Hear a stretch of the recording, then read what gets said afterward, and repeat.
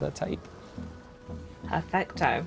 So you're going to have to give us a little tour as well. So where we are, what we're up to, we can sort of take cues from the game that this is perhaps right at the beginning of the Eliminator because there's still a high quantity of cars left. Very, very observant, Charlie. Yeah. So this in our development environment, we've roped in all of the testers to get 50 people in the game. Obviously, it can have more players than that in the final release. One of the key things that's changed is that rather than everybody starting in the Mini, everybody has now started in the VW Beetle.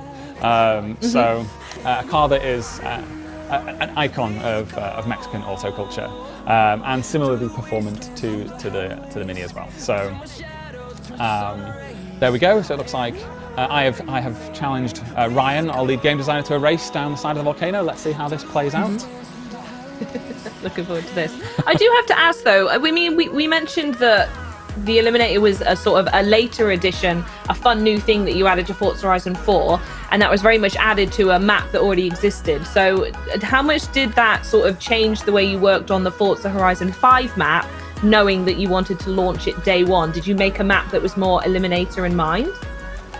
Yeah, that's a great question. So as I said, between launching Eliminator and releasing Forza Horizon 5, this became our most popular multiplayer mode. And when that happens, that of course will then factor into the way that you build and design the world to create awesome moments within the Eliminator, much like the one we're seeing right now, where a VW Beetle's managing to reach near enough 100 miles an hour down the side of a volcano in a head-to-head race.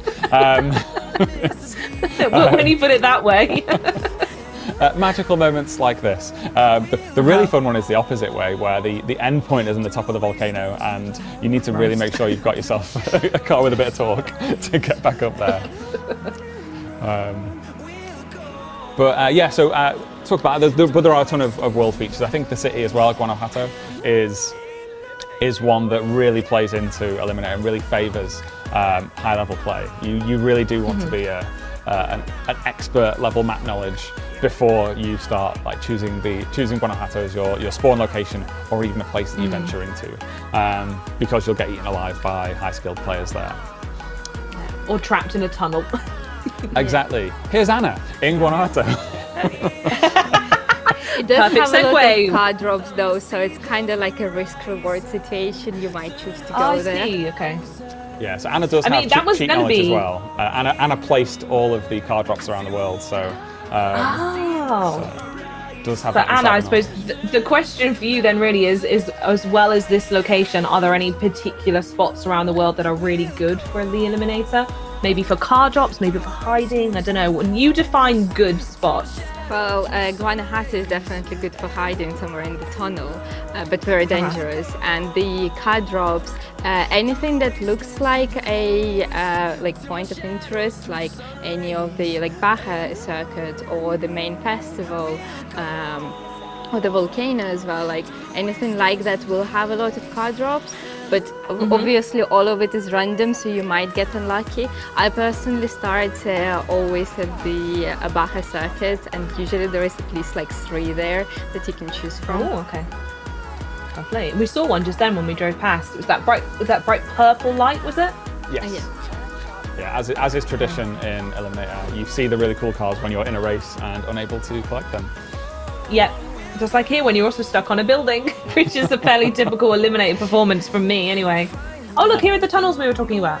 Yes, so that particular game ended, I think, in defeat for Anna as she stacked it into that shed there.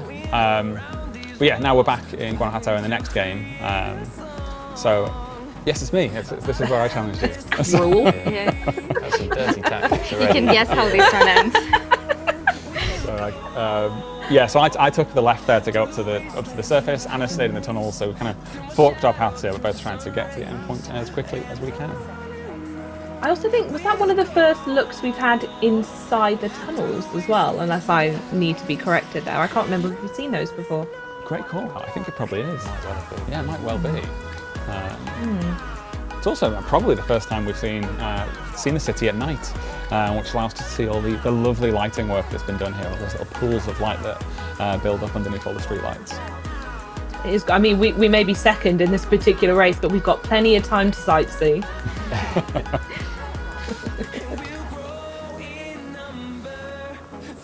I'm So- just all in on the drama. I just want to watch and see if we can win one. I'm not sure if this you can see on the map, but we've got a little distance behind here. It's a little distance, and I think the editor may well step in to save us in a moment. I do love using